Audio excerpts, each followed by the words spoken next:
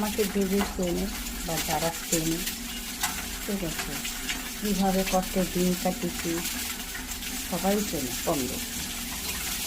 আজকে যদি আমি রান্নার ভিডিওগুলো করি, তোমাদের সঙ্গে কথা শেয়ার করি, হয়তো তোমাদের পছন্দ নাই থাকতে হবে, হয়তো অনেকের হবে যে আমি ভিডিও করছি পয়সা পাওয়ার জন্য, পয়সা ঢুকবে, বড়লোক হব। স্বপ্নটা আমার ছিল অনেক বছরে, কষ্ট করে এই জায়গাটায় পৌঁছিয়েছি, ঠিক আছে। অনেকে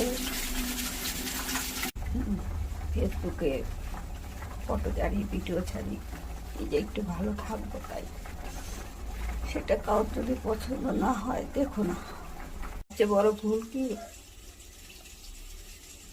আমার দুটো মেয়ে তো, সেই কারণে আমি সবচেয়ে কমজোরি।